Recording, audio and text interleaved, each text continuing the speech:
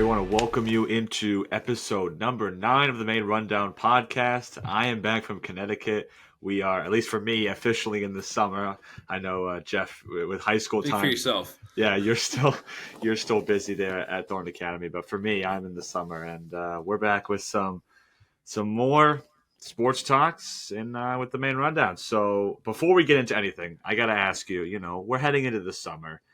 Got any fun plans this summer? Anything you're looking forward to? Me personally, I'm looking forward to just being outside, enjoying the weather. Something that I think I've taken for granted in past years, and now that I'm back home from college, I'm excited to enjoy the weather. But any fun plans this summer? Yeah, big trip to Disney this summer. Heading with some friends down to Orlando. We're doing 8 days. They're doing 10. I'm doing 8 days. Mm-hmm. Which, as I lived in Florida for a while, I was an annual pass holder, so I went quite a bit. This is a big one because we're staying in like a deluxe resort, there you go, at the Boardwalk. For anybody knows Disney, Boardwalk Villas. So very, very, very expensive, but whatever. You know what? We decided we've been a few times before as a group, and we stayed at more of the cheaper hotels. And this time we're like, you know what? Let's just splurge a little bit. So that's at the end of June or early July. We'll have July 4th at the parks, which would be pretty cool. Yeah. After that, maybe Mexico for like a long weekend, 5-day weekend in end of July. But other than that, just hanging out. I do work during the summer, so I don't I don't have the college life or the high school student life. I know you'll be working at Ken's. I know that. Yeah, I'll be at Ken's for a very big portion. So I'm sure I'll visit a few times there. But just enjoying it. And it's tough right now. It's gorgeous out these last few days, but the pollen has started to arrive. So you just got to wait a week for that to kind of run its course. For those of us that suffer from a little bit of allergies, but no complaints. I'm happy to see everything come back to life.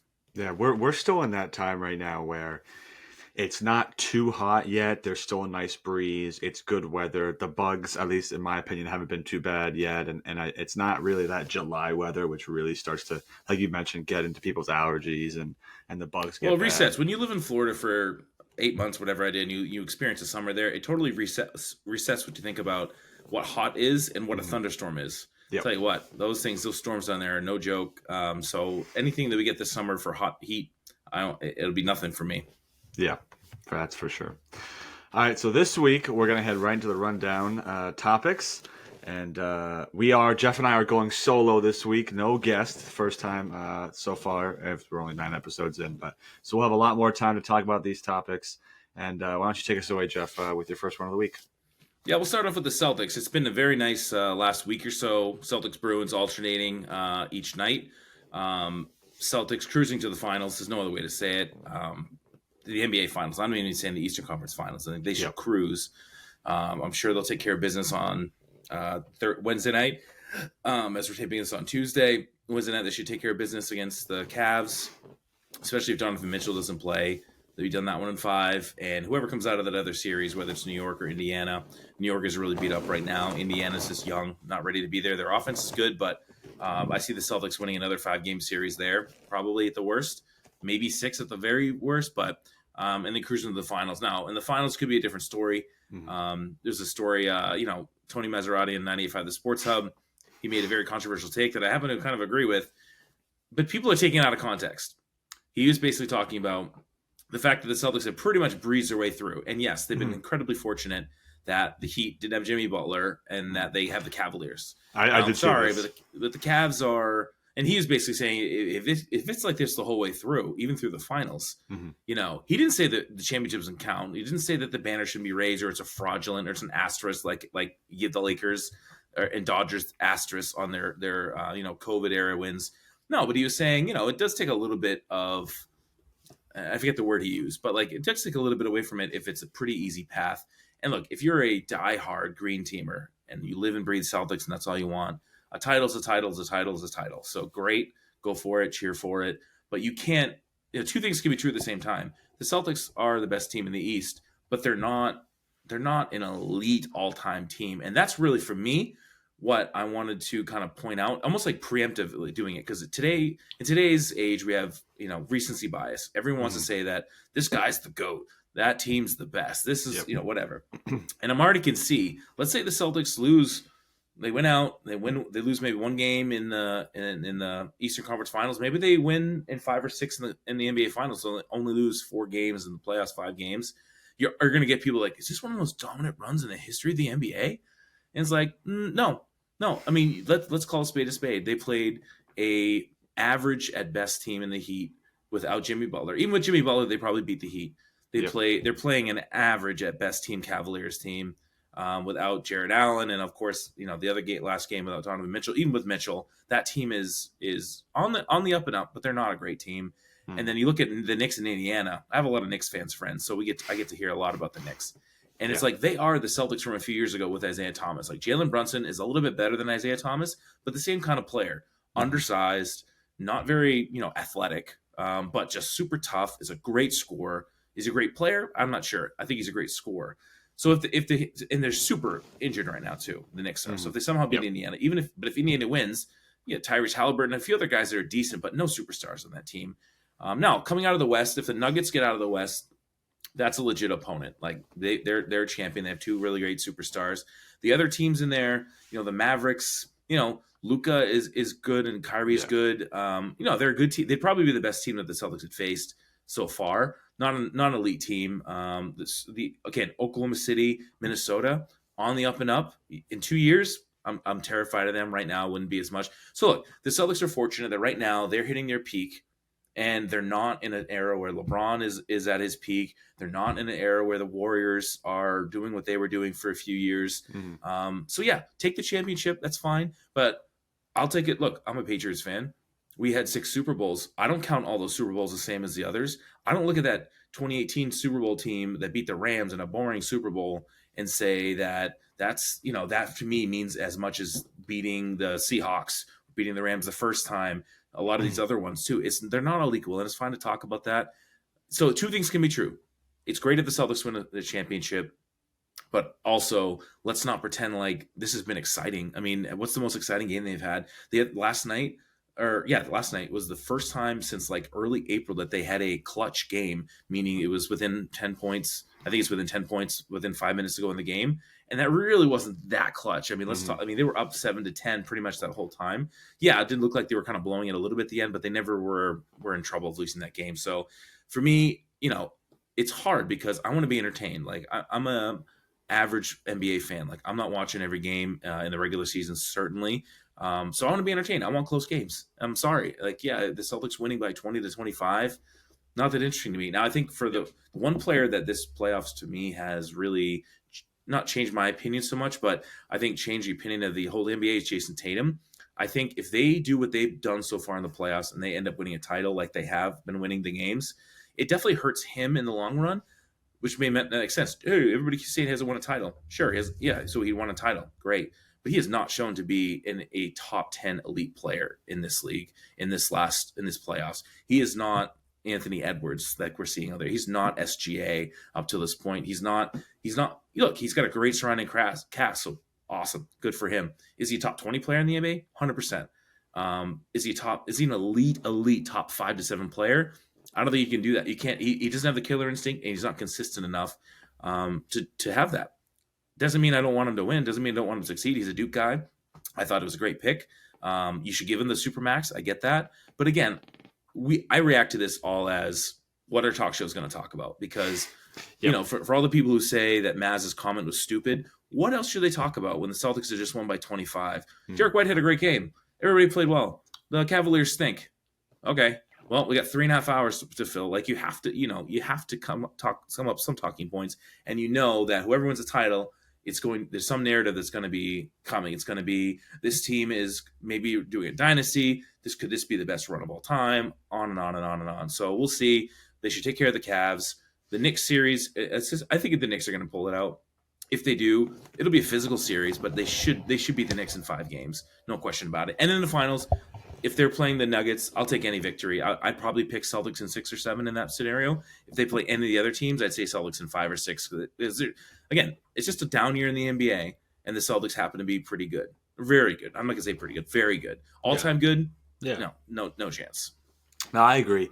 I think you almost like made the point for me. What I was going to say was just that the whole thing with Maz's point is I think a lot of die hard, like really into basketball, Boston Celtics basketball fans would say exactly what you said about the Patriots, which is that, there are some Super Bowls that mean more to you. There's some seasons that mean more to you. There's some seasons that you as a fan can say, yeah, that wasn't, we didn't have much competition. And I think that's a fair statement. I mean, you mentioned it that the Pacers and the Knicks are not anything. And it's not really the Celtics' fault that the Eastern Conference is bad this year, but that's just the way it is. I don't, I don't like Maz's point only because, and you kind of said it there with like, oh, they got to fill time. Well, you shouldn't be just dropping extremely hot takes to fill time, especially because like a part of me makes me think like, oh, does he actually believe that, or is he just saying that for clicks and views for 98.5, which that's what sports media has become in Boston. But it's very interesting. I think I agree definitely with the Jason Tatum point. I don't think he's a top 5 playoff player, but that I think has more to do with the fact of what the Celtics have built as a team. They didn't build their team where, well, we need, Jason Tatum to drop 40 points for us to win a game, the same way the Knicks have, where it's like if Jalen Brunson doesn't drop 40 points, the Knicks are probably not going to beat the Pacers, right? That's where they're at right now. And guys like Derek White have stepped up, guys like Jaylen Brown step up.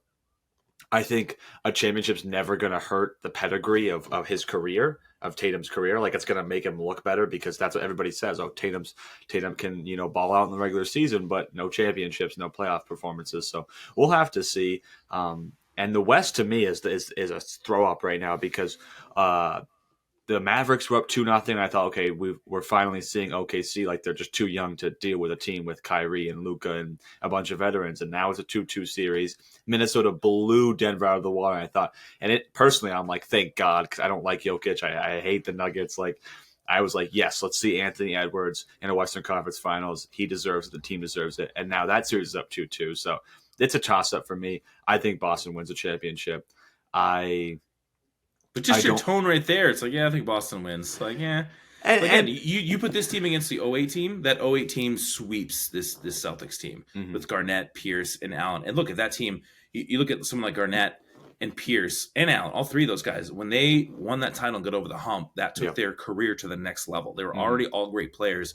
I don't know if that does that for Brown and Tatum. It's such a different league now. These guys are so much more friendly to each other. They're more just about getting that supermax, getting those $70, $80 million a year contracts, which again, I don't blame them for that, but it's just, I want to see a little bit of killer instinct. I want to see some hard games that they really have to, hit a game-winning shot or really they just haven't had to play. The 2 games that they've lost in the playoffs are games that they played not that great, and the other team just shot the lights out, which is going to happen from time to time. They haven't really had that much adversity, and I want a little bit of adversity. First of all, it will make them battle tested for the finals if they do play a good team or when they play a good team.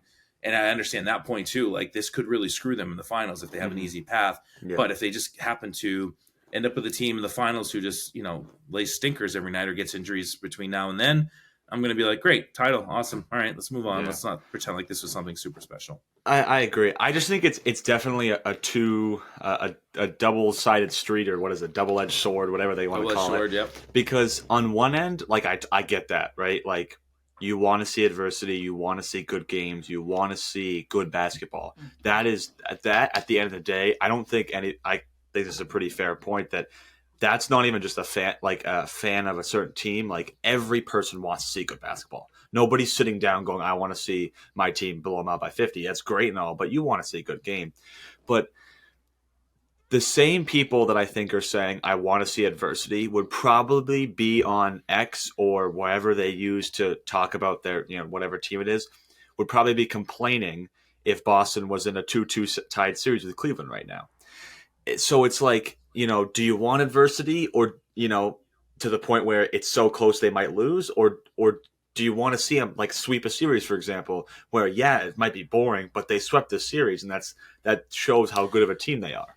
Well, this it brings up a bigger point. Let's take a step back a minute. Let's not talk about the Celtics. So think about what sports, the playoffs, sports is all about. It's about entertainment, right? It's about the anxiety you get when you're watching a game, for the small picture to the big picture. And for me, as I get older, I think it's a little bit when I get older. When I was younger, I was like, I don't care. My team wins, whatever. But, I want to be entertained on a night-to-night basis. So if you're one of these people like, I don't care how they win, I just want them to win and go all the way. So that feeling you get when they win the title, it's a great feeling. We've had it in Boston here for a long time. It's a great feeling. it wears off pretty quick, day or two that you start. So that path to get there, I want some adversity during that time as well. Like I want bang for my buck. I just don't want to be like right now I'm just like, well, the Celtics should go to the finals regardless. They shouldn't even sniff another one or two losses before going to the finals. If they went to the finals and lost to the Nuggets, I'm not going to sit here in a month and say like, wow, they choked. No, I'm not going to say that at all. Or even if they lose to one of those other teams, depending on how the games go. But I want, these games. I'm sitting there. Even last night, Cleveland made a few runs, and I'm just like, they're not going to lose this game. And if somehow they did, they're not going to lose the series. So for me, there's no drama watching these games on a night-to-night basis. So yes, they get the win, and it's better than them losing. And yes, of course, if it was 2-2 right now, or they were down 3-1 or something, and certainly we'd be talking about it, but there'd be some emotion. Like emotional connection is what it's all about. And right now, for me, and again, maybe I just sound like an old fart that's just like sick of success because we've had so much of it here in Boston. But it is a talking point. I want to see. I would have loved to them to play like the 76ers or the Bucks playing at their top, or Toronto a few years ago. Like those are the teams I'm like, I can sink my teeth into it. I mean, a path even with their stars of Miami, since Cleveland, and Indiana. No, sorry, it just doesn't do it for me. I want to be entertained. The payoff of the championship is great, but I want to be entertained along the way. Otherwise, I'll look back at this and be like, yeah, it was mediocre playoffs. Some of those Patriots, all their Super Bowls are pretty much tight, but the path to get there a lot of times was tight as well, and those were just as fun to watch. And you made a great point there about wanting to play a team like the 76ers. I gotta say, if Milwaukee was healthy, they would have beaten the Pacers, and they would be giving the Knicks a run for their money, probably more than the Pacers are right now. So, which I think we would be sitting in a whole different scenario where we'd say, okay, Boston's got to play Milwaukee and then probably the Nuggets, and so it's not going to be as easy. It's just the way it worked out this year. But a lot of injuries. And just to finish up, that you made that point about you wanting to see that excitement factor. I mean, I was at Game 7 for Boston Toronto. And I was leaving the building. I was talking to my dad. We were walking back. We had like a 2-mile walk back. I don't know why we parked so far away. But I said it was obviously 2-1 overtime. It was the most anxiety-inducing game I've ever seen or watched in my life. But as I'm walking away, I said to my dad, I would have rather seen the game we just watched than watch Boston win 6-0. Because that's great to watch them score 6 goals. But is it really fun to watch them blow them out in a Game 7? Not really, right? And so I did enjoy that excitement factor of an overtime goal in the overtime game. I got to say, also one of the greatest moments of my life, like when Pasternak scored. That was incredible. But yeah. I mean, would you want to watch a TV show that has 8 episodes in the season and the first 7 are boring, but you're just waiting for that 8th one to end the season on a good note? I mean, it's not exactly an apples to apples comparison, but as I'm thinking about it in this series, I'm trying to figure out, why am I not more excited? The Celtics are probably going to win a championship. It's great. When they won in 08, I lost my mind. It was so amazing, but it's just because they had a really hard path to get there. They played the Lakers in the championship series. So that's just a different time. And I know you well enough to know that basketball is not your favorite sport, right? No, it's mediocre, but yeah, exactly. And if this were the Patriots right now, even if it was so easy, I know you'd be watching more. If Boston was in the same situation, I'd be watching more. But yeah, and football's tough. Football's different than basketball because you're only playing 3 or 4 games to win the championship. Yeah. When you're looking at this, it's just all right, there's 7 more games of this mediocre stuff. But yeah. All right, I'll head into my first topic of the week. Gonna talk about some Maine high school sports. Got to give a shout out. This is a part of the question. So, Jake Marcotte from TA scored his 100th goal in his career for the TA boys lacrosse team in a loss to Cape Elizabeth, unfortunately. But they will meet Cape Elizabeth later in the season. I talked to him recently, and he told me he was around 170 points as well. So he's trying to hit that 200 point mark, which is pretty exciting. But I want to ask you, because, you've seen a lot more years of Maine sports than I have. And, I feel like in recent years, I've seen a lot of 100 goals, whether it's field hockey or lacrosse, or, not really hockey. You don't really see it. And then the other one is 1,000 points in basketball. And I feel like the last couple of years when I was in high school and covering games, I saw it a lot. You see it in Class D, Class C, Class B, Class A. It's pretty spread out. You see a lot of them. So I have to ask, when I first started hearing about 1,000 point games, it was like this. I was like, wow, 1,000 points is crazy. But you see it so much now. Like, do you think 100 goals or 1,000 points is still this rare sort of like accomplishment in Maine high school sports, whatever sport it might be? I know there's some sports where if you reach it, you might be the only one in the school's history. But sports like basketball, sports like lacrosse, where it's high scoring, do you think it's still rare? Because I'm starting to feel like I'm pretty sure there were like almost 25 or 30 in the last 2 years of Maine high school basketball. Like, is it still that rare in your opinion? I would say, and as far as is it, I don't know about, I can't speak to the rarity because I don't know the exact stats, but is it a big accomplishment? I would say in a vast majority of cases, yes. I know that at TA, like Noah Verno also is around 100 goals. I think he's maybe 10 short, which he should get, sometime in the rest of the season. So yes, I think I think it's impressive in general because what 1,000 points or 100 goals is the two kind of examples we're using. That shows longevity, right? So for me, and I'll use a football analogy, someone that rushes for 1,000 yards in a season or runs for 20 touchdowns in a season and does it as a one-off, there could be a lot of caveats to that. I mean, here at Thornton Academy, we have a great football tradition. We've had many players who, if we ran the ball as much as we could have, the kid could have ran for 2,000 yards and 30 touchdowns. We just didn't do that. And it's not even so much about running up the score on another team. It's just about we had so many weapons, we wanted to spread it around.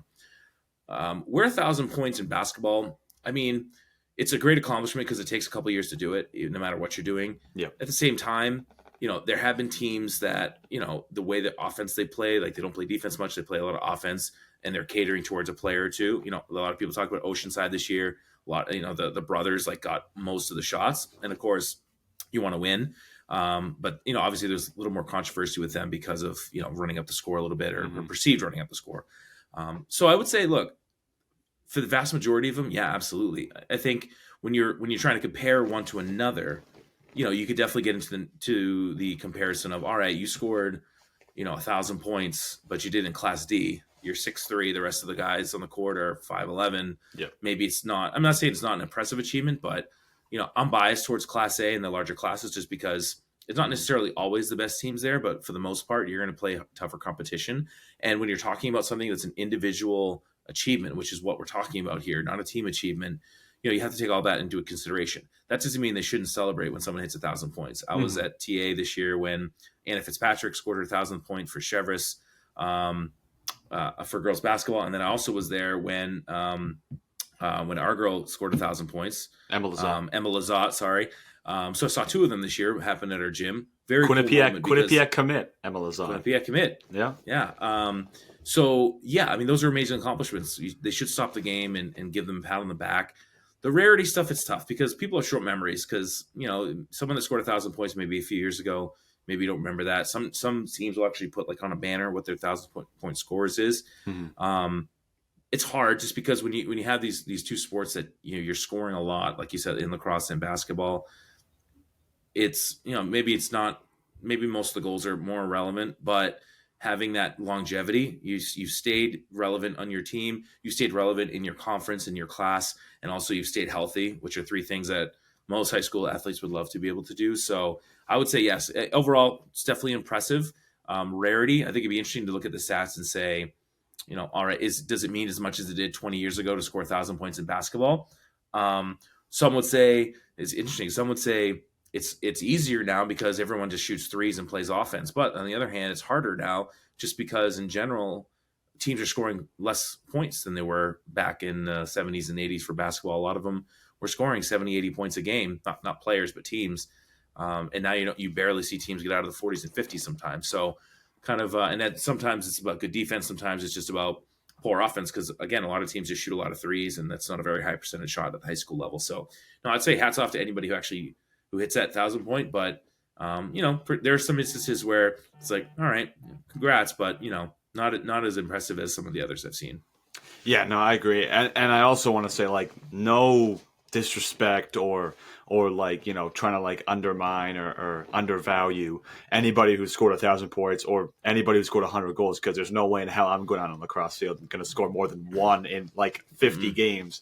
It makes me wonder like, how my view has changed. That was my thought is like when I first came in and started looking at, sports in Maine, when I heard of 1,000 points, when I saw, how many points these people were scoring, when somebody in basketball would drop like 40 points. I mean, I can't remember his name. There's a kid at Bonnie Eagle who was an incredible shooter back when I was in middle school, and was just a great player. Would score like 40 points. I was like, that's crazy. And like as I got to my senior year, I realized like, all right, a lot of people are doing that. There's a lot of people hitting 1,000 points. It's a lot of great players. So it just makes me wonder what that level, like how is that seen across sports, media people across Maine, and players and athletic directors and all that. But still, also just to finish up, again, another great shout out to Jake Marcock. That's an incredible accomplishment, and they have a couple of big games coming up against Falmouth and Cape before the playoffs, so it should be interesting to see, and hopefully we'll have a live stream of that Cape game. I think it's there you go. Friday or Saturday coming up. It's coming up sometime soon, so check out Thornton Academy's Instagram and YouTube, and Cole Purvis will be on the call with Troy Bolduc for that one. So Cole and Troy. I haven't heard Cole and Troy since basketball in the winter. Any streams, no, so it's time to finish up. All right, my next topic. We've talked about USL, the Portland Hearts of Pine, which are coming less than a year now. Next April, early April, will be their first game.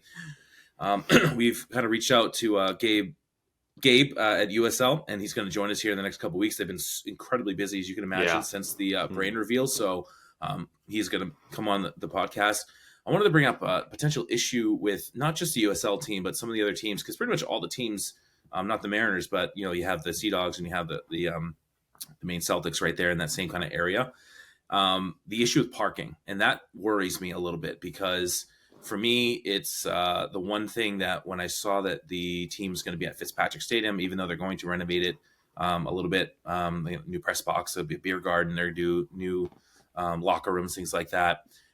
It does worry me because the parking there is just atrocious, and it is one of the reasons why I sometimes reconsider going to a Sea Dogs or a Maine Celtics game if I'm on the fence, because I'm like, I don't want to find a parking place, especially in the winter for the Maine Celtics if it's snowing out or whatever.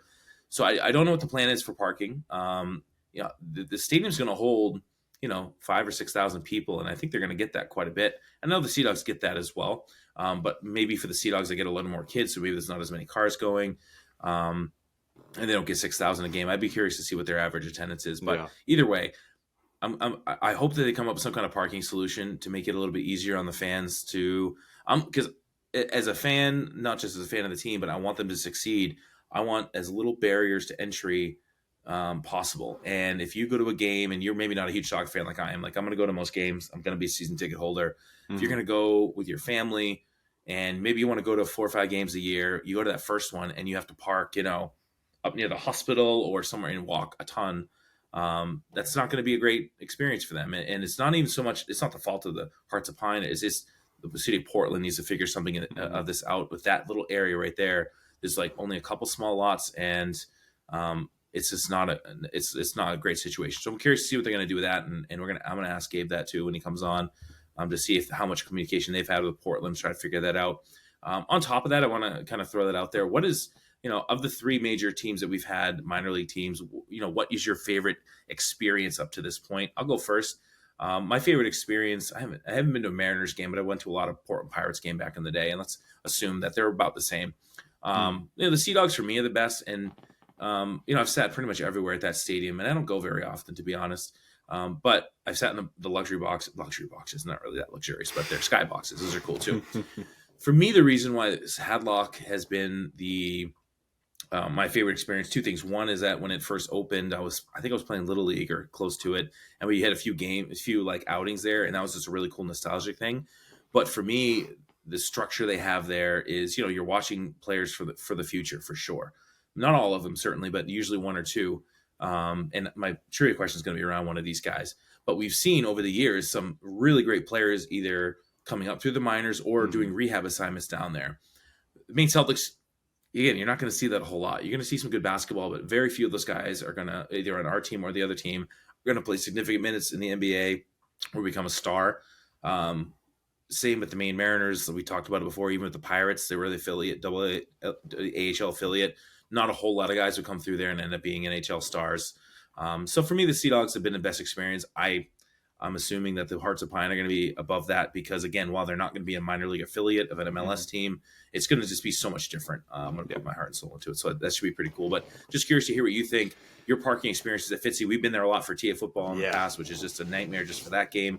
But also, what's your favorite experience going to one of the minor league teams that we have in Portland? Yeah, so with parking first, just hit on that quickly. I mean, that has given me so much stress and anxiety every time I have to go to a high school football game for the States. I don't want to have to think about it more than I have to. But that train of thought is exactly what it is. All right, one time a year I have to go to Fitzy and I have to park 2 miles away and I have to walk all that way in the cold for a football game, and I'm done. That's one time. Like you mentioned, if people want to go 4 or 5 times, you got season ticket holders. That parking lot behind the stadium right now, which maybe holds 60 to 70 cars, it's not going to do it. It's not going to do it. And I would have to think they have something in plan. They've thought about, like, all right, we have 6,000 seats. We need not 6,000 spots, but a similar. You need 2,000 spots. You need exactly. Average person's going to go with 2 or 3 people probably. Yeah, exactly. So I'm interested. Like you said, I want to ask. That's one of the things I want to ask about when we have Gabe on. Like you said, is just asking, like, all right, what is this facilities plan? So are we going to see a drastic change to Fitzy? Is this going to be a huge change? Because, like, I'll be honest with you, I've been to other stadiums of not minor leagues of many sports, but, like, for example, this is MLS Next, which is kind of, it is a higher up, but, like, there's an MLS Next team called FC Dallas who plays in, like, a 20,000 seat arena, and you'd think you're going to a Major League Soccer game or NHL, like an NHL stadium. Like, it's that big with that much infrastructure of the building, and so it like you said, just like how the Sea Dogs and the Mariners and the Celtics have had issues with parking, and it always seems you got to park so far away. Is this going to be the same thing, or are they going to change that? And I'm really interested to see. I hope it works out well, and that could be a big detriment to the club if you don't have the infrastructure of the stadium for the fans the way you need it to have this be successful. Now, yeah. When you ask about my favorite experience, I'm biased with the Mariners. Of course, working for them, getting to be behind the scenes is incredible.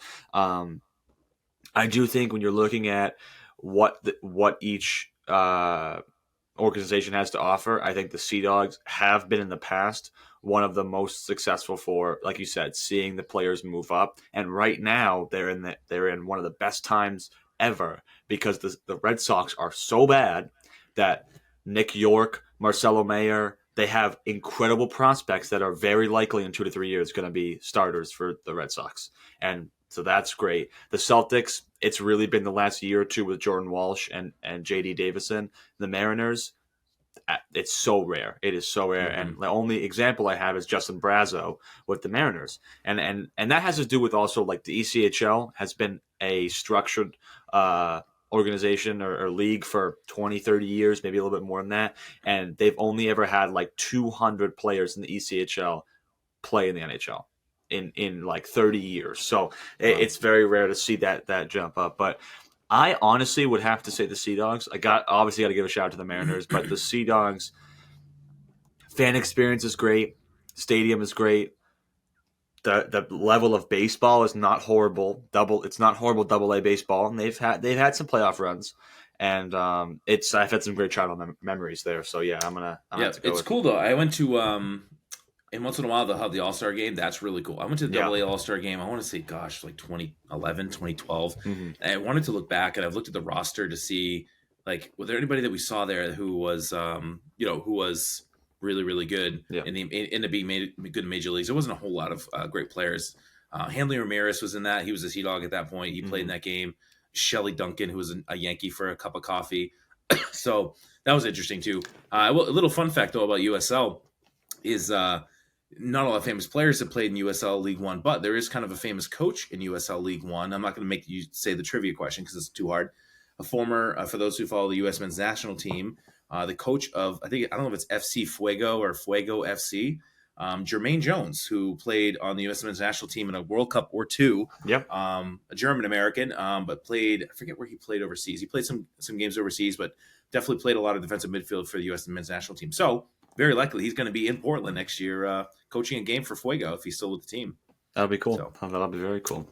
Definitely. All right, so I'll stick with soccer for point number 2, and this is one of those moments where I'm so glad that I do a podcast with somebody who also watches the Premier League, because especially this year and last year, I've gotten so involved with Manchester United, my favorite team, and watching games, and nobody else I know watches the Premier League except for you, and so I had to bring this up. Currently, I'm going to look at this right now because... I was going to look at the score. I was just about to look at the score. Yeah, because Tottenham is basically... Oh, Man City's about to win. They're up 2-0 in the 94th minute. So this proves my point more. Well, it's not over yet. Man City hasn't... It's over.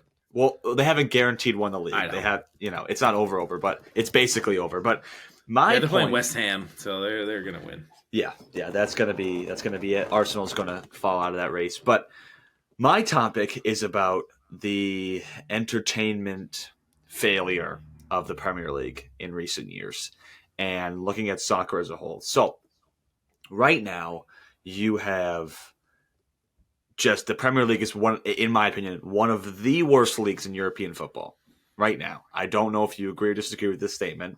I don't agree. Okay. And I'll tell you why. You're looking at let's just assume City beats West Ham. They win again.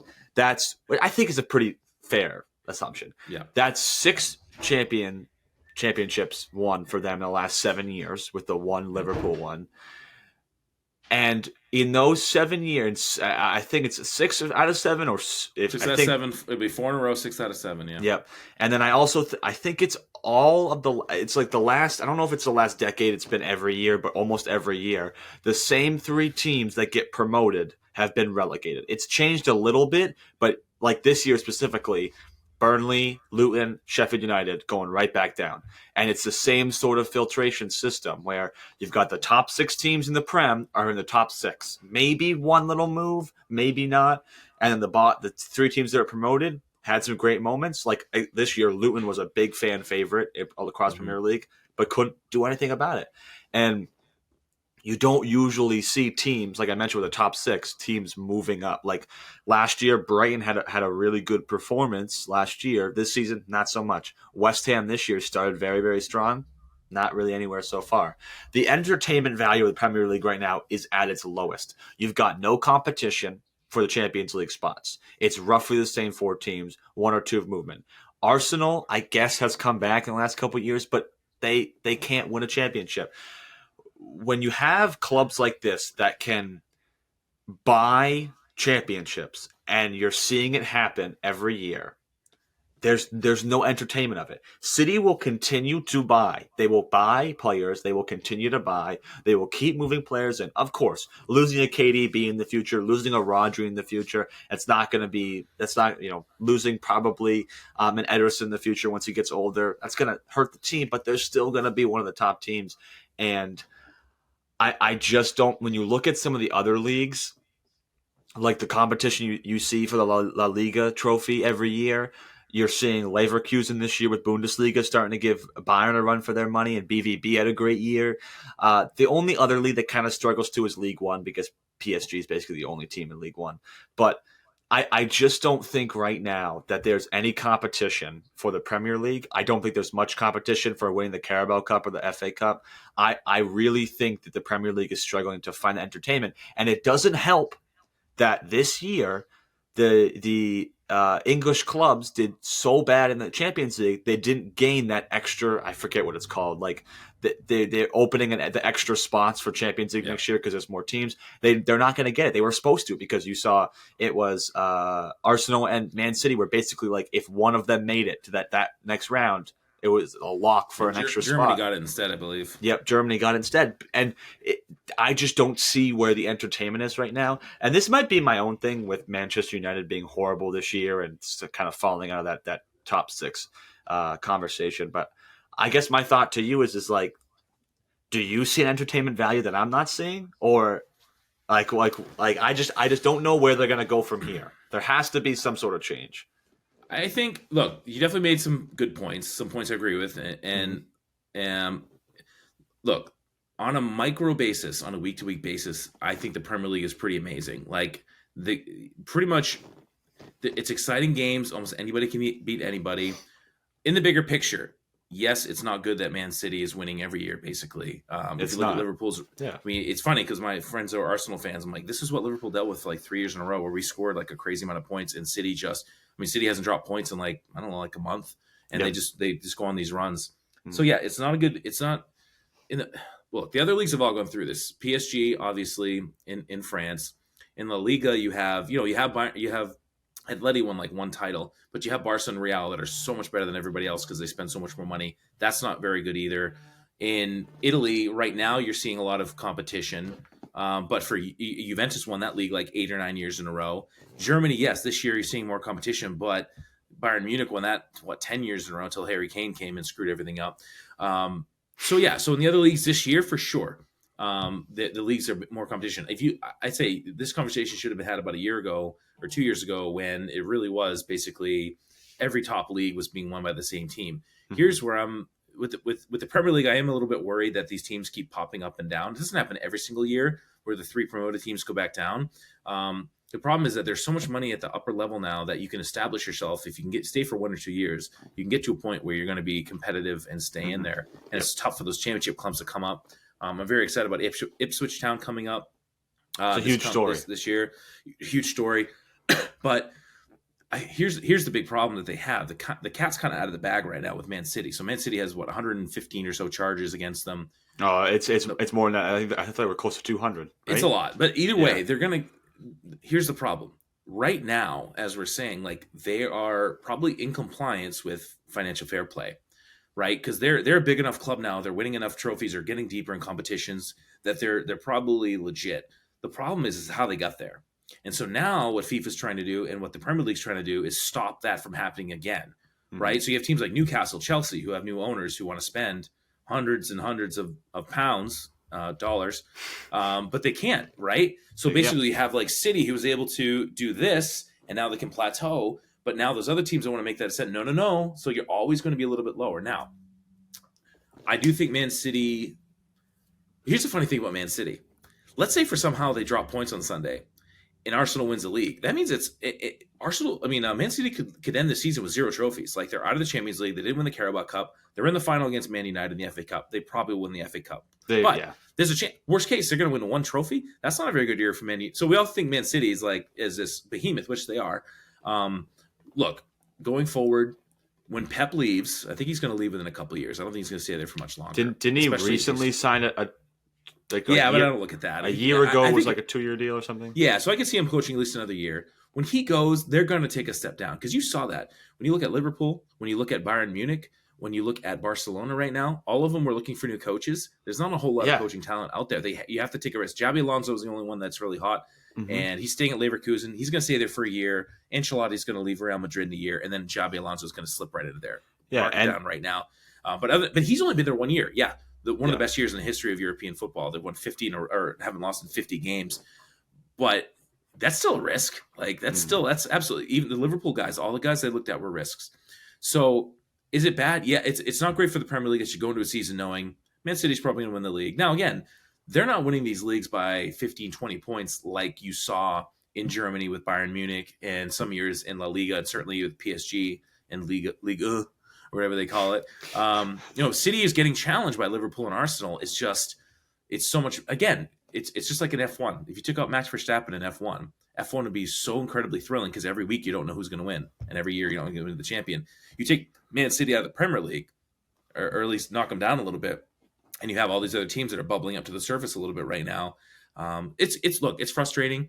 But again, did they have a poor year in the Champions League? 100%. But you got to look at the teams that were in it, right? We had teams like Manchester United who were in the Champions League to start. They just weren't a Champions League team this year, right? Nope. So I'm gonna wait 1 more year before I declare the Premier League dead. Basically, is what you're doing. Here's the biggest problem right now, and this would never happen if you want to improve English football in the bigger sense. You got to get rid of the Carabao Cup. The problem is these guys are playing way too many games. If you look at the games played by top English players versus games played by the top players at Real Madrid or Bayern Munich, most of those leagues have 1 domestic cup. England is playing a lot more. These guys are all playing overseas, during the off season for their club and for their country. that's something, but they'll never do that. I mean, look, it's only 5 games, so 5 games is 5 games on your body. Bundesliga, they play fewer games than the Premier League does because they have fewer teams in their top league. So it's tough. I agree that it's disconcerting that the Premier League was so poor this year and in the European competitions. Next year's going to be hard because it's a totally different type of competition than it is now. They're changing up the Champions League. But yeah, it's look, I'm actually happy that that Man City are going to win the league again this year. Only in the last couple of weeks. Of course, I wanted Liverpool to win it when we started choking down the stretch. That Everton I was game. like, okay. Oh, I mean, the Crystal Palace game I went to was not good either. But for me, it's like I don't want Arsenal winning the league. As a Liverpool fan, I don't want Arsenal winning the league because they're another team that we're going to be competing with for that second spot and potentially a title if Man City ever falls off. So I'd rather just have Man City win and everyone be like, "Wow, it's Man City. They won it. They won again." So they should beat West Ham. I feel for Arsenal fans a little bit, but that's just the way it is. Again, it's hard because you get to tip your cap to Man City because yes, did they cheat to get where they are? 100%. But those guys are still going out there and performing well. Like they're just doing it. And Pep is a great coach. Yeah. My biggest problem with the English game, this is my last point, is the way that some of the top teams are playing is not great. And that's really why they're not doing well. When you look at Liverpool, when you look at Aston Villa, when you look at some of the other, like I would call second-tier clubs right now, they're playing exciting football. When you look at Man United, when you look at Man City, when you look at Arsenal, they're not playing very exciting. They're playing a little bit, they're playing good defensively, but they're playing a little bit, when Arsenal played Man City a few weeks ago and they ended either 1-1 or 0-0, I was like, snooze fest. That should have been a dynamic game. They're not very entertaining. And so when they go to these European games playing in teams who are going to be dynamic attacking, they're not used to that. So that kind of has to change. Man City, congrats to them again. Anytime I meet a Man City fan, especially in the dorm, I'm like, what is wrong with you? How could you possibly like that team? They're dirty from the start. Yeah, I can't stand it. So I don't agree. I don't agree it's one of the worst leagues right now. But I will like to see how the teams coming up. It's Leicester coming up, Ipswich, and they have to figure out the third team. But I hope that they become competitive in the Premier League next year. Yeah. So just to wrap up, like I just don't see how people can enjoy watching a league where in the past couple of years it's really felt like a whole situation of, we're not fighting to win the Prem this year. Like we're fighting to make top 4 so that next year we can make the Champions League. That's what it is, though. It's just a different way to do it. That's just a horrible structure. The one thing I'm interested to see is what will happen with these charges, because I think for a long time the thought of these charges was like, well, if we send a Rodri and guys like Bernardo Silva and KDB and Haaland and Foden, if we send these guys down to the EFL 1, that hurts football because we're not going to see these guys, which I get. And they probably leave and whatnot. But now I don't think there's really any point to say why they shouldn't be sent. Like, why it would be a bad thing for them to be sent down. Because like you said, if they get sent down for the charges, whether that's to the championship or even lower, the Premier League becomes more competitive. Finally, we see justice for Everton and Nottingham Forest getting charges and deductions and points in the table. Now we finally see justice. It makes this league more exciting and it just better. I just don't know what will end up happening, and I really think what's going to happen is for years you're going to see the charges add up. They're going to see them continue to say we're gonna bring the hammer down on City soon, but they never will. I just don't think they ever will. I don't think they're ever going to change it because, like you said, the cheating happened so long ago. They're like, you're right. They're more worried about other people cheating now than sort of punishing City for cheating in the past. So it's dumb. I will also say it's not over yet. If West Ham somehow pulls off an incredible defeat, and Arsenal still has to play. Oh shoot! Who does Arsenal play? I think they played someone pretty easy. Crystal Palace. They play Crystal Palace. Yeah. But look, 2 years ago, I think it's 2 years ago, City played Aston Villa, who sucked, and Liverpool needed them to drop points to win the title. Assuming Liverpool won, Aston Villa up 2-0 in the second half, and all they needed to do was not give up 3 goals in that last 30 minutes. They gave up 3 goals, right? So City always find a way. They've done it with that famous Aguero goal against QPR. It's super frustrating, but yeah, we'll see. I'll be excited watching the championship playoffs. I'm cheering for Southampton to come up. We'll see what happens there. But look, the English teams, they got to get their stuff together because as good as Real Madrid are, and they're going to add Mbappe this summer, that team, that front six with all those guys are under 25. It's going to be amazing to watch, like to see them win everything. I don't think they're getting Mbappe. And here's the thing. Where else is he going to go? Saudi? But here's the thing. I've heard rumors. So first off, Manchester United. If they sign Mbappe, they have to get money off the books. So a guy like maybe for wages though, but he's going to be free. He's going to be free. They don't have to pay a transfer fee because it's out of contract. That's true. I guess not. A year ago, it was going to be a big problem. I was going to say because back then it was like it was like a who's the trade off. Like what I heard in the rumors was Valverde. Valverde's gone. Like we want that.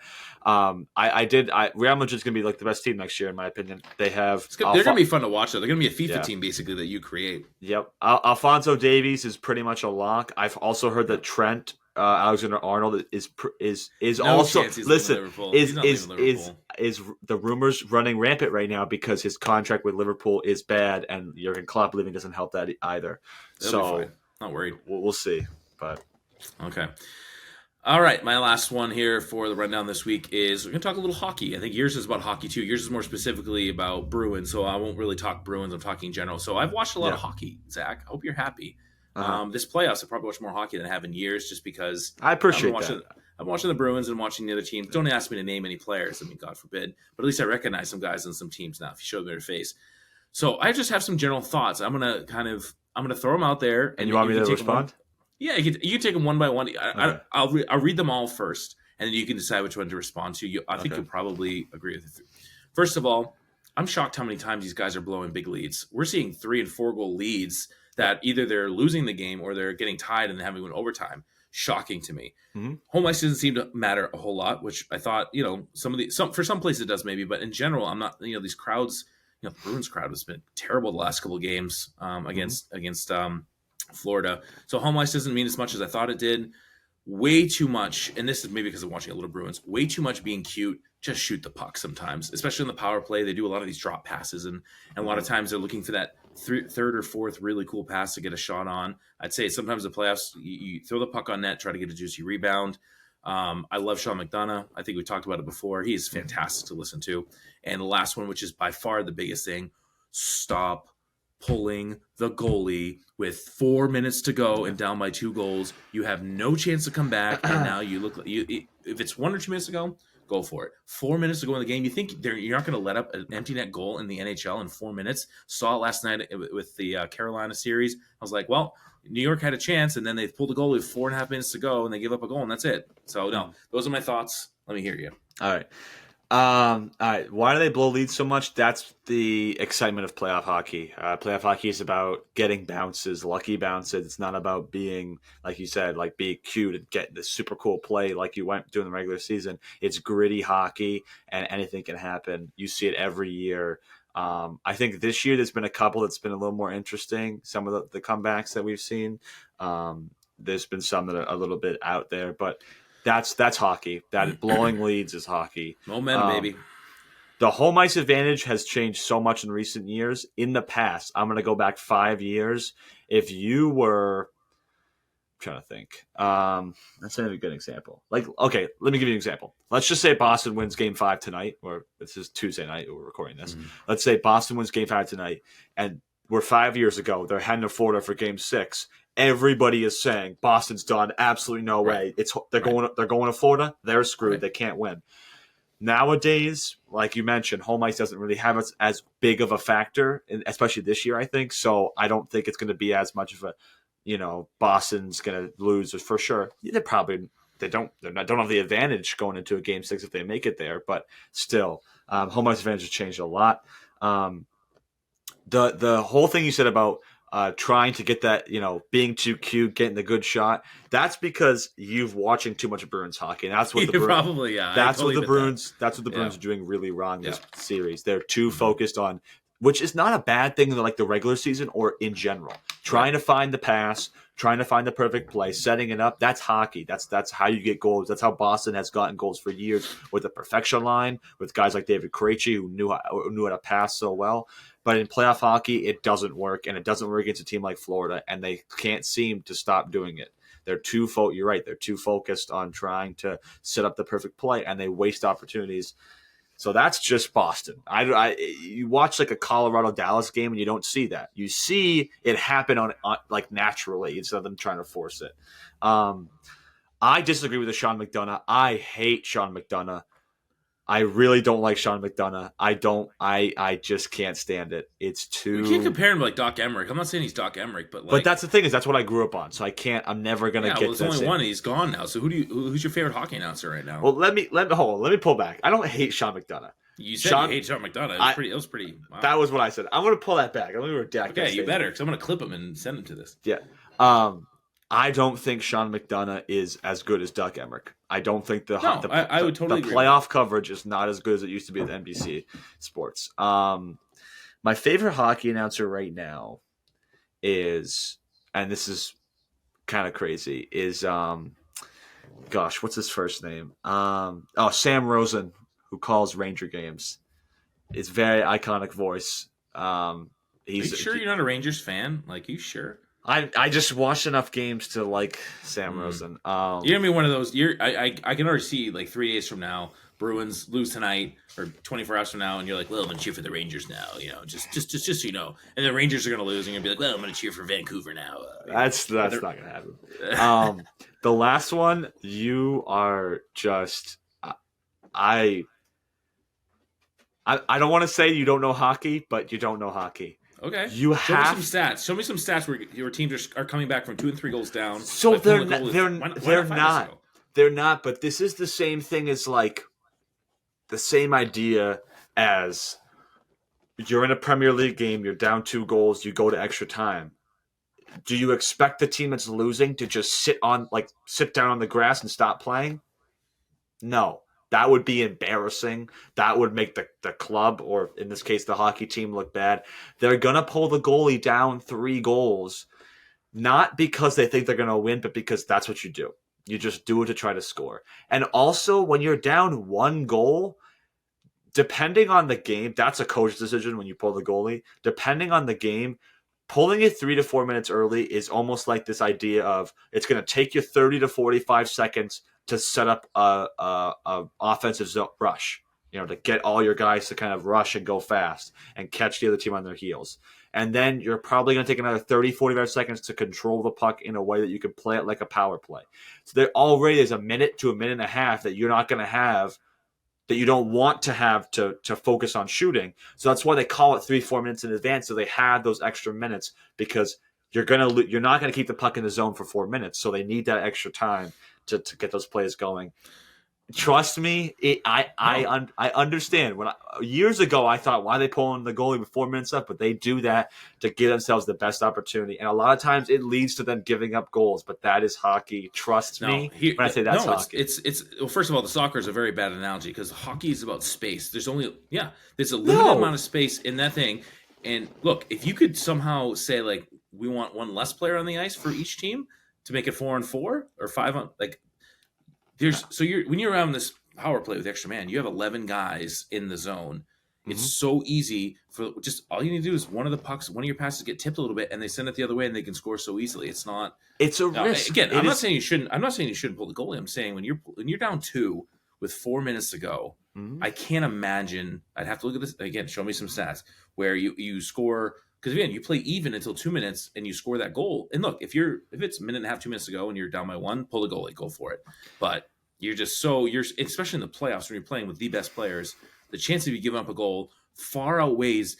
Most of the time, they don't even get this power play set up 6v5. It doesn't happen like that. It's really chippy. So, look, maybe I'm totally wrong. I just think you look like an idiot when you pull your goal with 4 minutes to go, like last night, when you're still in the game. Like the Rangers were still in that game with 4 minutes to go, down by 2. They can score 2 goals in a minute, 2 goals in 2 minutes. But no, they pull a goal with 4 minutes to go. Canes get it. They score an empty net goal, and the game's over with 4 minutes to go. I get what you mean. Like a lot of times, you're actually lowering your chances because you have an empty net, but at a basic level, you empty your net, you have an extra attacker on the ice. At the basic level, it's just like the culture of what hockey is. You pull your goalie to give yourself, try to give yourself. I don't think in an analytics world, I can't imagine it gives you a better. You're losing protection in your goal to try to gain an extra player in that situation. I don't think it evens out, but whatever. We'll see. Yeah, that's That's hockey for you. Mm. My last point, as you mentioned, is staying with hockey. I just want to talk about the Bruins real quick. This is not something that I'm going to spend any more minutes than I need to talking about because I've already complained enough. I just want to talk about them losing games 2, 3, and 4. Um, I say looking at this series right now, game 1 is not a fluke, but it's not an accurate representation of how the series was supposed to go or how it should have gone. Boston caught Florida on their heels in game 1 in their hometown. I will also say I've been in that arena. It's not and that area of Florida, it's not an area of diehard fans, so that's another No. reason why like home ice advantage is not a big thing for especially for They Florida. throw the rats on the ice though. It's so cute. Oh my god. But they catch them off guard. They win score a bunch of good goals, but that's not the series. Boston is not the better team right now. Offensively, they're not firing on all cylinders. They're not doing what they can do. They have the ability to score offensively, to put pressure on, to set up plays, to score with special teams or play good defense, and they're not. I will say though, and I'm not trying to be a fan. I'm not trying to give you a biased look. This series has been so poorly refed that I have to sit back and think, what would this series have looked like through 4 games if it had been refed fairly? Maybe maybe would still be 3-1. Maybe I think Florida's been the better team regardless of the penalties and the bad reffing, but the bad reffing has helped them even more in certain games. I think it could be a 2-2 series right now if the refs are a little bit better. The Sam Bennett sucker punch on Marchand is ridiculous. I am 100% confident in the fact that the NHL had the angle where you can see him hit the punch across the face. That is ridiculous. I don't care if it's 2 weeks after, you suspend him. You suspend him. That is a sucker punch to the face that injured a captain. That is ridiculous. That is deserving of suspension. I can't.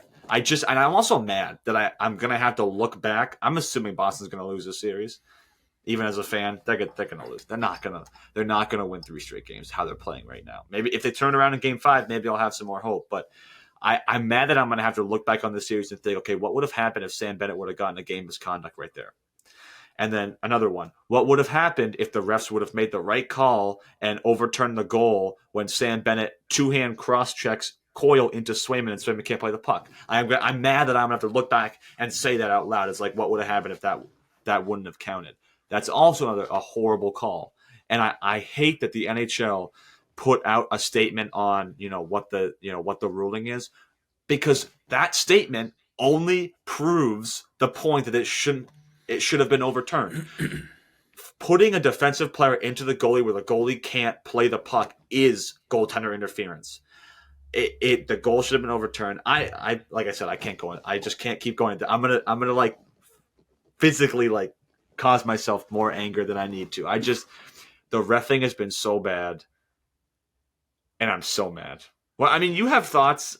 You and me have been texting after games and in between games about. No, this series. I think 2 things can be true. The reffing's been bad, and I think the series is exactly what it should be right now. 3-1. I think 3-1. It makes a lot of sense. For me, my biggest problem with the Bruins the way they've been playing is, especially in the last, let's say, 3 games, they have cared less about being the best hockey team on the ice, and they're trying to be the toughest team on the ice. Like with Doug Marone, Doug, what's his face? What's the guy's name? Maroon. Pat Maroon. Like he's getting so much attention, and it's like, this guy's a bum. Like, yeah, he's a tough guy. You need him, but like he's the focal point right now, at least on Bruins Twitter, that you're seeing. Like, what's he going to do to Kachuk tonight? What's he going to do this? Like, yeah, he should be a part of the team, but you should be talking about how how Pastrnak finally scored in the power play. But Marchand's hurt. Pastrnak hasn't been playing up to his potential. McAvoy's been playing like garbage for 3 games, but all these guys want to do is, be a little bit tough. And yeah, Florida's kind of punching them in the mouth, sometimes legally, sometimes illegally. But the Bruins are being outshot by a wide margin in each of these games. That's the reason they're losing this series. I agree that when I looked at I don't know much about the suspension thing. I don't think I watched much of that game that all happened. Now the cross check, yeah, I think it probably was a cross check. It was a combination of a legal play, but also a little bit of a dive. The rule is he couldn't play the puck. I'm still not convinced that Florida isn't going to win that game anyway. I think the way that they're playing in that third period, they probably score again, and who knows what happens in overtime. So yeah, you could say that's it's a bad call. It definitely changed the game, but the Bruins did kill off the power play right after, so that really had nothing to do with anything. They still give up that third goal as well to lose the game. That's the thing. So for me, in a micro sense, it's like stop concentrating on all of the riffraff crap and start shooting the puck, because even the other game, the other night, they were super fortunate to be up 2 goals in that game early on, because they only had like 5 shots halfway through the second period. So and there's a couple softies. So they need to pick it up in a macro sense, which is the only kind of my only one thought I want to throw back at you. I think I told you 2 years ago that the Bruins run or window was closing very fast. You had last year, obviously, a huge disappointment with a team that could have won the Stanley Cup, maybe should have, or at least got there. Mm-hmm. And then you have this year's team falling off a little bit, and the postmortem will be interesting to see, like, all right, how good really was this team? So what are you thinking? Like, let's say Marchand decides to retire after this year. Like, what is this? He's not retiring. But how old is this guy? Like, he's been around forever, but like he hasn't played. He's getting hurt. He hasn't played that well. He's always a risk to get suspended. So I'm just saying, if you look at the next couple of years, I mean, if McAvoy doesn't take a huge step, if Pasternak doesn't take a bigger step in bigger games, I mean, he's an elite player. Like, is this what this team is for the next couple of years? You're going to get rid of Ullmark, right? You're going to trade, but you need at least another forward or two, to replace Bergeron, to replace guys like Backus and Krejci and all these guys that you've left over the last few years to score more goals. That's my thought. So. David Backus is an example of somebody they need to replace. That's crazy. I mean, he's better than what they have now. Even Taylor Hall, they never replaced those goals. You need somebody else who can score goals, and they're not getting it. Sure. I mean, first off, I will say Marchand's going to become a second or third line winger. He's not going to be. They're not going to expect him to be a 80 to 90 point scorer. He's going to be a captain for 2 or 3 more years. Mm-hmm. I'm going to say one thing that I will change your view on this whole, like, the window's closing. 26.5.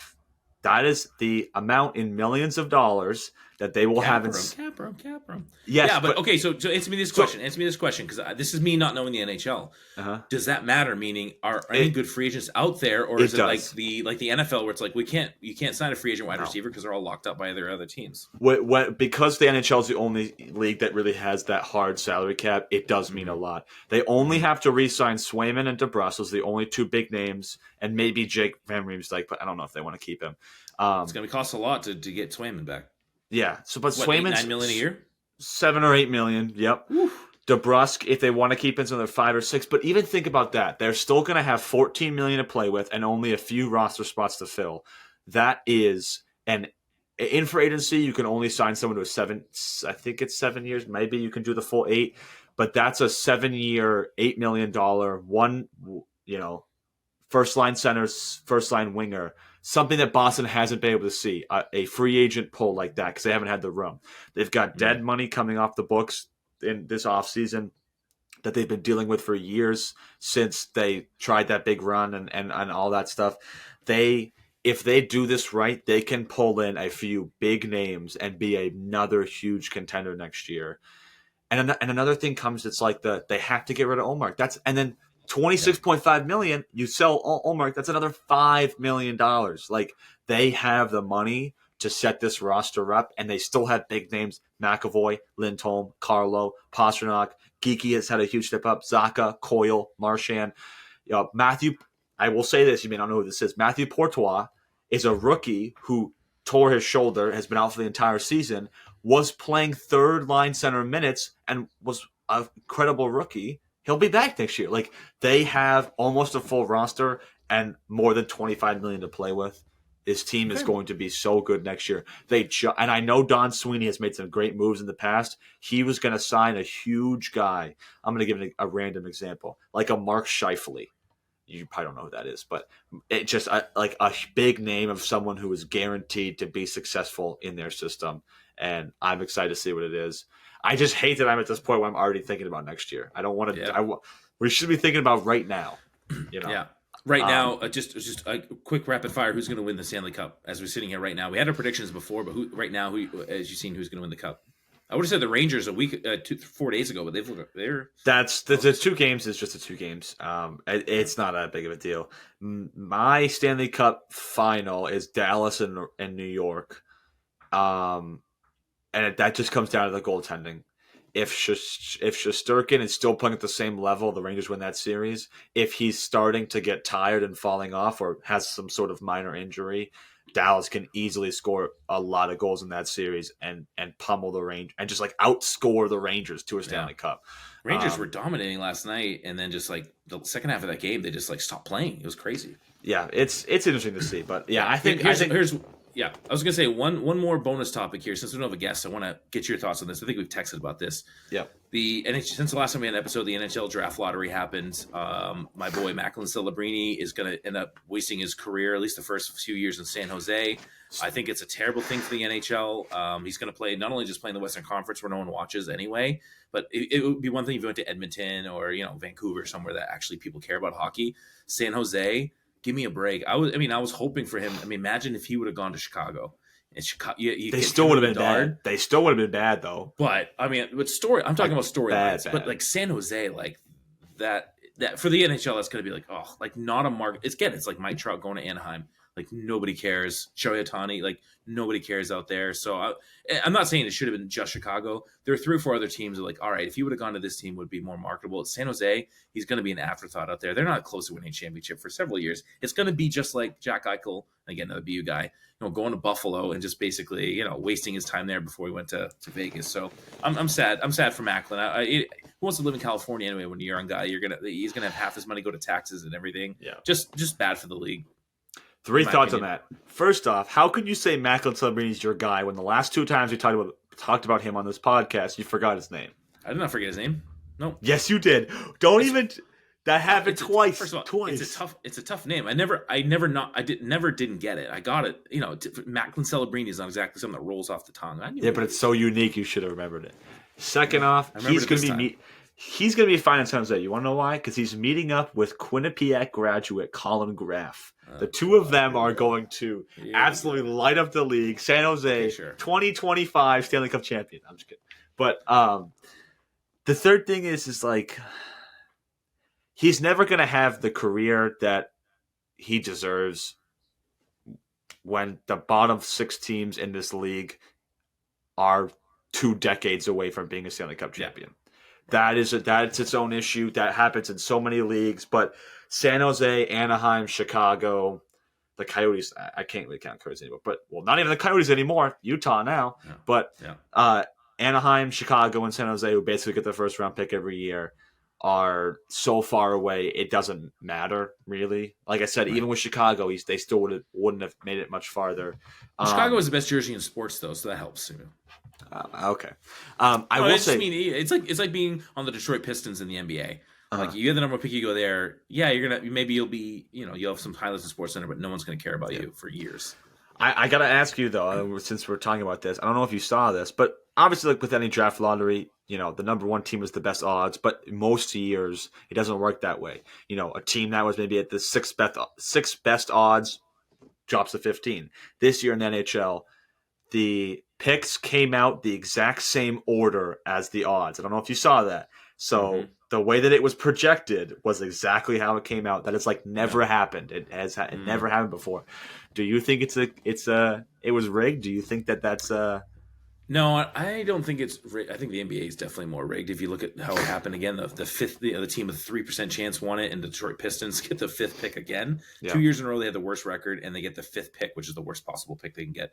Now, it's so hard to rig those because there's representatives in the league there. If Chicago would have jumped to number 1, then I would say like, all right, I can understand just because the marketing perspective of having those 2 guys on the same team would have been something. But the fact that they sent him to San Jose means probably didn't. Utah should be the Yeti, right? That's by far the best name possibility for them. Their new team. Yeti, Vipers. I like the idea. I don't think there's not a lot of snakes in mascots in any sports. I think the only one is Diamondbacks. It's not really a snake. Are there snakes in Utah? I don't even know. I don't know. I'm just afraid that they're gonna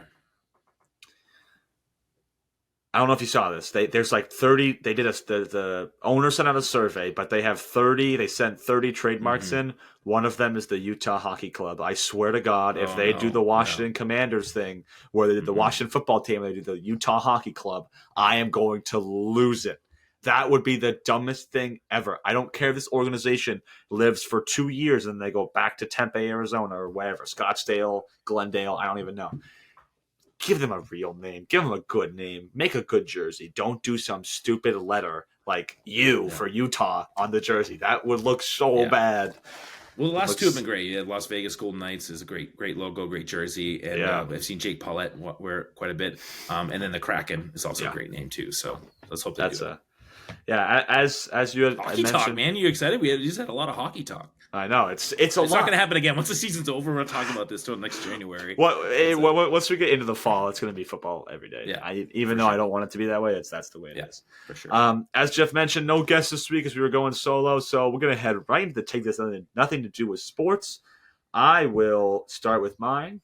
Mine's quick. Mine, I'm assuming you agree with this. I don't know if you've looked at it, so you may just say yes, and then we'll move on.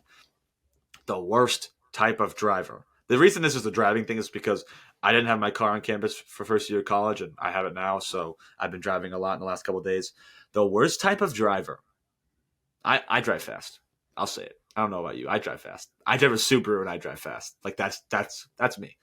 The worst type of driver is a driver that it's not just a person that purposely drives slow in front of you because they know you want to go by them on like a one lane road and they brake check you. Those are bad. But you know what's the worst? Is when somebody is genuinely so unaware of their surroundings. They're going 15 miles under the speed limit and they don't even know that there's a line of cars behind them trying to even just go the speed limit. This happened to me twice last week in Saco. And I was sitting there and I was just losing it. This person, it's like a 40 and they're going 25 and they're probably on their phone or listening to music, whatever. And they literally did not know. And I honked when I was able to turn to my street. I honked. And one time I got someone looked, I could see that the guy looked back at me and go like this. Oh yeah, the last 2 miles you haven't been going 15 under the speed limit. I can't even stand it. I don't know if you agree or disagree, but Yeah, in general, yeah. For people who aren't aware, I don't have any time for them, and I usually will talk out loud to be like, "Oh, look, he's going to get his paper in the morning," like whatever. yeah. I will say this about brake checking: brake checking is bad no matter what. Horrible. If I'm going at a good rate of speed, let's say I'm going 40 and a 35, Yeah. like not speeding a little bit. If I'm going 40 and 35 and someone is kind of tailgating me, oh, I'm gonna slow it down, baby. I'm gonna slow it down. I'm not gonna brake. I don't check even them. do that. I'm going to like 35, 30. If they're just being jerks about it, like, if I'm going on the limit for some reason, yeah, absolutely get them right on my butt. If I'm going 5, 10 over the limit and you're still behind me because you want to go 20 over the limit, sorry, but I'm going to be that guy. I'm going to slow down. I won't brake check you. I'm going to slow down a little bit. So for that, but I agree. The people who are unaware, it's just the worst. Especially, look, when you're in Florida, it's different because it's so cutthroat. I got used to driving very fast and aggressive, but those people know to stay out of the way. Here in Maine, they just have no awareness because they just feel like no awareness. No one's in a rush. We're all just kind of going at our own pace. But like, come on, I'm gonna get to this. And you know what's crazy about that? I always feel like Florida cars with Florida license plates in Maine drive extra slow. Yeah, aren't Florida people like? Isn't it genuine? Well, like, most of those people are snowbirds, so they're older and in general they're that's true. Drive slower. Yeah. So. All right, my take is kind of an interesting one here. Thinking we might be in the worst era of music of all time, and when I say that, it's like when I'm flicking around the stations, radio stations, Sirius XM. I'm mostly listening to older stuff. I listen to country music, but like whatever. Besides, when you look at, I watched a documentary recently about the famous song "We Are the World," which was back in the mid 1980s, where all the best artists in the world came together and they sang a song to raise money for Africa, I believe. And the amount of stars that were in that were just timeless. Like, they're still stars now. Ray Charles, Stevie Wonder, Michael Jackson, Lionel Richie, list goes on. The guy from Journey, the guy, all these people. And you look, Diana Ross, you look now, let's take out T Swift. T Swift is a global superstar. Everyone knows her. I would say everyone loves her, but everyone knows her stuff. Beyond that, we don't have a whole lot of, people who have come on the scene in the last 10 to 15 years I mean, you still have U2 who's touring. They don't count because they're still around. But when I say the worst era of music, I mean for stars. I'm not saying there's more music options you could ever imagine. There's 150 stations on Sirius XM, tons of terrestrial. I'm not saying there's not a lot of options. I'm just saying when it comes to stars, I just feel like who would I rather go see right now? Probably James Taylor than almost any other star. And the problem is that you can't even get access to those stars because the prices are so high at their concerts. But again, besides T Swift, what do you say? The Weeknd?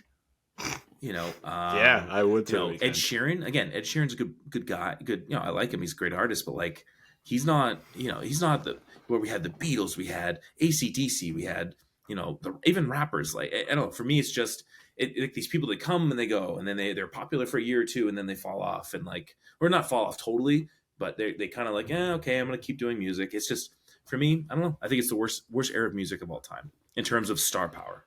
That's a fair take. I mean, first I got to say, who is James Taylor? You mentioned James Taylor, and I just don't know. Let's forget you said that. I already shared your clip from last episode with Mr. Parisi. Yep. He's not very happy. Well, I know. He said technically, that era wasn't really covered on the AP U.S. history test, but thank you, Mr. It wasn't the fact that you didn't know Dwight Eisenhower was president in 1959. It's that you thought that like Lyndon Johnson was in the 40s, and you thought that you were convinced Reagan was in the 70s. Like that to me was like, ugh, that's not good. But anyway, moving on. Yeah. James Taylor was a famous artist back in the 60s, 70s, 80s, 90s. He's a Boston guy, and anyway, he still performs now. He's old, but he's amazing. Anyway, yeah. Oh, I'm gonna tell you probably don't know James Taylor. I'm gonna make sure you put that on instead of Fish or whoever else. Who's the one you put in the car with your dad? Not Fish, but Margaritaville guy. So you're gonna sit here and tell me that I'm what, uncultured for not knowing James Taylor, but you can't name Jimmy Buffett?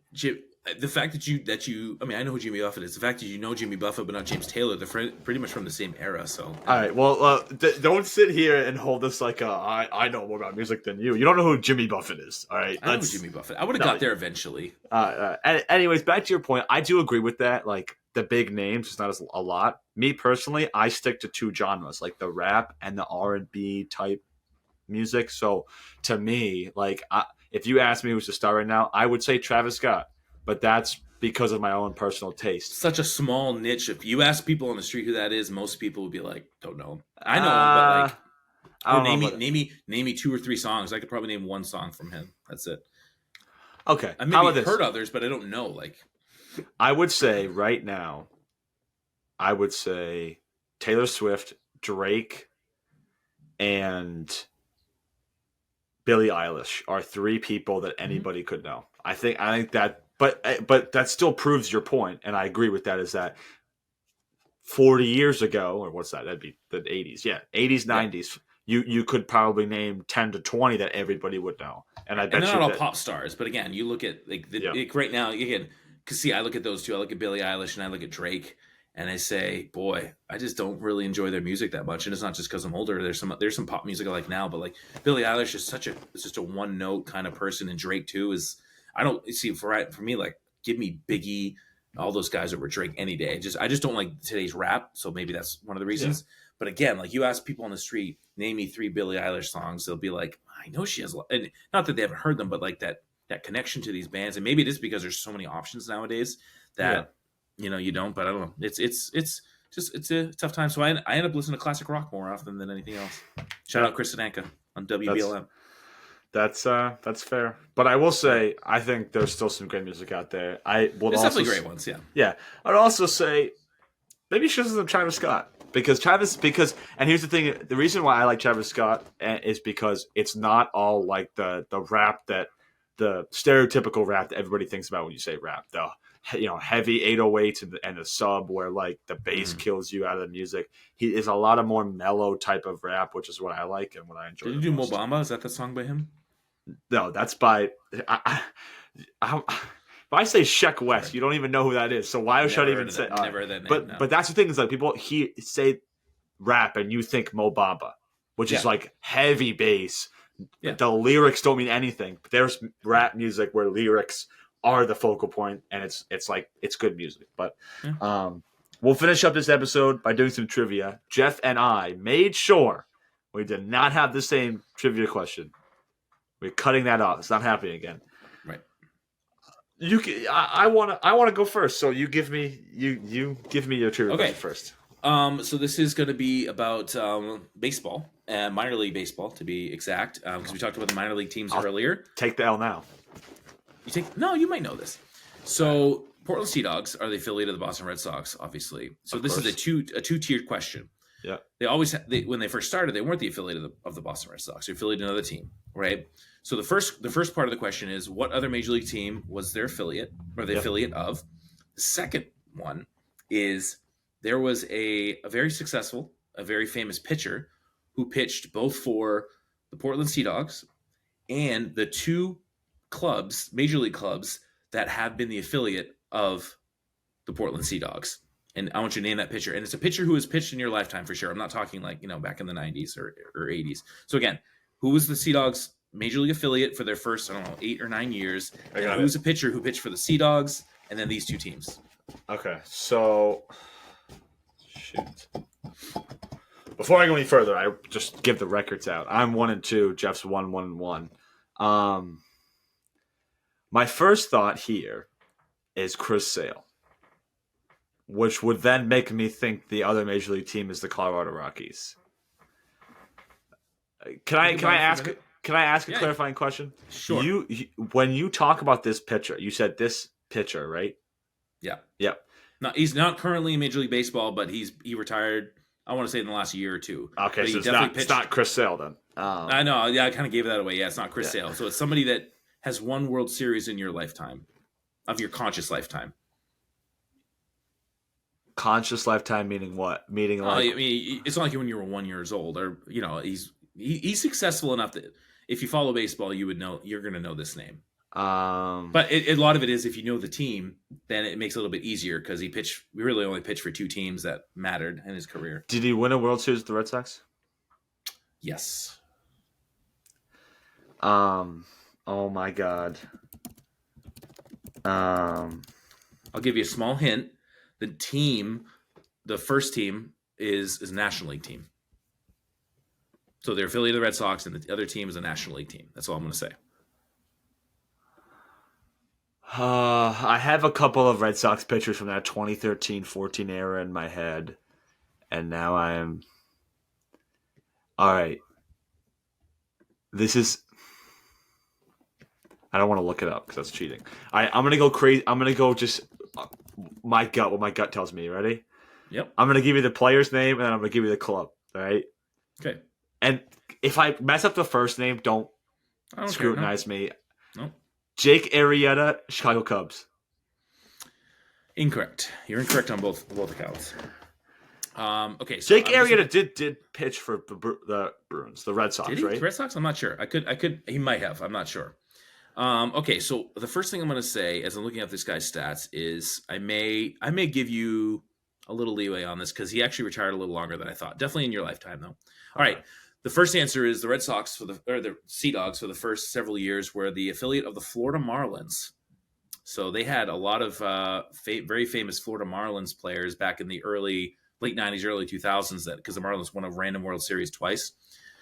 So a pitcher, would that help you? So a pitcher who pitched for the Portland Sea Dogs, and I'll tell you this pitcher pitched for the Portland Sea Dogs in 2001, which obviously you weren't alive. I wasn't alive. No, he pitched for Portland 2001. He had an 8-1 record with a 1.82 ERA and 102 Ks in 74 innings.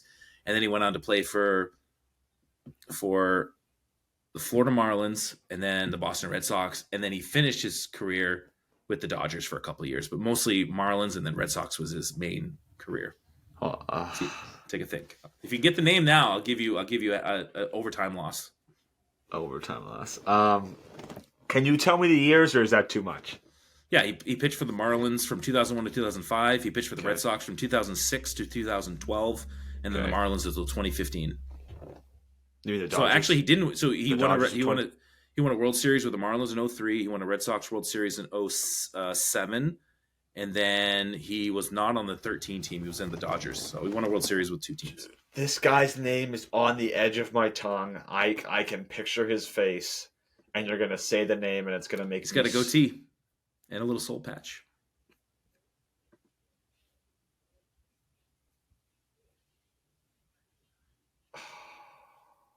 Does this guy? Okay, now I feel like I'm playing like 21 questions. 20 questions. You got one more guess. That's it. Does this guy wear glasses? No. Oh, I'm gonna give you one that I was thinking of. I was thinking Joe Kelly. It's not Joe Kelly. No. The answer. I'm gonna feel really stupid if you don't know it. The name is Josh Beckett. Oh no, that's who it was. That was who right on the end. No, Josh Beckett. No, I knew for the that. Sea Dogs, then to the Marlins, then for the Red Sox. I was starting to look. I don't think he won any Cy Youngs. He was very high up several years. But yeah, Josh Beckett. Yeah, no, I knew great that. Great player. I remember seeing him when he played because in 01 I was 16. So I remember seeing him play, and we just knew he was a one and done. He was going to go off to the majors. So yeah, Josh Beckett. Yeah. So I get the loss of that one, but that was good. Good question. That his face was in my brain. I couldn't think of his name, but Yeah. the Joe Kelly only came up because of the Dodgers, and I remember Joe Kelly went to the Dodgers after the Red Sox, and I was thinking like goatee. I'm pretty sure Joe Kelly had a little. He had a little something there. He's crazy though. All right, so I'll 1 and 3. 1 and Close. 3 is not bad. These are hard questions. I mean, these are I'm not thinking I'm gonna get many of them anyway. But all right, well, this one I may not have been very nice to you here, but here we go. Okay. All right, so earlier we talked about 1,000-point games in Maine high school basketball. Mm-hmm. Since 2020, I did this math, and this is real. I saw the list with my eyes. Since 2021 season, there have been over 61,000-point scorers in Maine high school basketball, all levels, boys and girls. Over 60. Name 60, including this year, this past season. Name me 6. There's no chance I'm gonna get this. All right. How about this? I will also say this. Let me try. I'm gonna try. Okay. I have a list here of 12 people that I am confident you could get. All right, so I'm gonna say, 2 should be easy. Emma Lizotte and Anna Fitzpatrick. Maddie Fitzpatrick, but Maddie yes. Fitzpatrick. Yeah. I'll give you some hints too. Let's see. I'm thinking South Portland boys. JP Estrella never. I don't think he scored 1,000. No, he would have though. If he stayed. There's Flag didn't score 1,000. There's another from. There's multiple. From Is there any from TA? Let me ask you that. Is there any from TA? There's one more from TA. Oh no. Okay, and again, girl, because I think we've only had one girl. This is 2020, 2021, so it's recent too. Oh yeah, I should know this one then. Will Davies. No. Wow. Will Davies never got 1,000 points. 2020. So as Mackenzie Holmes would be too early. Okay, the girl who plays at Notre Dame. She's on that list, isn't she? She plays at Notre Dame now. What's her name? She's not on this list because it's before 2020. Darn it. I mean, I guess I'll give you that because yes, she did, but that Anna DeWolf, that's the name of the I'll give you that because she did reach it, but it's before 2020, so it wasn't one of the names. But yeah, so I'll give you 3. Esposito. Boy, I'm struggling here. Dustin Cole. No. The TA one is so easy. Is it a boy or a girl? It's a guy. We talk about this guy all the time. It's like who's in the last couple of years? I mean, think before this, like the last 2 years. Yeah, Jack Webb. No, just kidding. Love you, Jack, but he didn't score 1,000 points. Yeah, Jack Pazinski. He didn't score 1,000 points. Nobody's on that. Like the team that went to states. But you're on the guy played with Pazinski and was the same year as Pazinski. I'm gonna have to quit my job. Come on, bro. Who played with Jack Pazinski? I'm trying to think because I remember that last moment of that game. One of the better players in this team too, like arguably the best player. I just saw his face flash in my eyes. It was I give up. I don't know. I feel like this guy has a younger brother who also played on the basketball team. Now he currently plays? No. Maybe they were cut. Gosh. No. No, how about this? Gosh. His younger brother was a star on the football team, was a couple years younger than him. Oh my god, I think that would his help. brother's name was Isaiah. Peyton Jones. Thank you, Peyton Jones. Right, I saw him flash in my eyes. I was thinking of Anthony. Can you think of any other ones? Dustin Cole, but he was before that. He was for Bonnie Eagle. He was like 2019. I can't think of any others. I'm gonna know some of the names for sure. Give me the names that you think I would know. I don't name. Okay, so this is the list I have. So there's a couple of these I feel like you shouldn't maybe. So do you know who JC Christopher Izzy Allen are? Nope. All right. great players from like Brewer and a little bit up north. Chance Mercer this year as well. Brady Saunders. Yeah, I've heard of Chase Mercer and Brady Saunders. Yep. The Galley brothers. Come on, man. The Galley brothers. Oceanside. We mentioned them before in this episode. Yeah, I just remember that. Yeah. Then I also have Ashton Leclerc from Gorham this year. I heard that one too. And a little bit of a throwback. John Shea from Edward Little. John Shea. I'm shocked actually. He actually scored that many. I mean, he was a great player, but wow. Okay, good one. I'll take the L on that one. I should have got Peyton Jones. I'm sorry, Peyton, if you're watching. I should have got that. But again, I tell you what, man, when you teach and be as part of a school for as long as I have, which is now 13 years, all the years kind of meld together to think like, oh, was that when that kid could have been in 2016 or 2019 or 2021, and plus with COVID, but yeah. No, Peyton Jones was a stud. He was a stud. All right, so I'm now 1-3, and you're 1-2-1. We're still in the lead, barely neck and neck. But I feel like every week we start giving each other more hints because we want each other. Like I want you to get it. I know. Maybe our questions should be a little bit easier. Maybe next week we'll give you a more easier one. But all right, well that's gonna do it for episode number 9. I want to thank Jeff for joining me, and as always, follow us on Twitter or X. I keep messing that up. Dang it, X. Follow us on X and Instagram at Maine Rundown Pod, and we will see you all very soon for some more episodes. And we hope you all enjoy your early summer. We'll see you all very soon.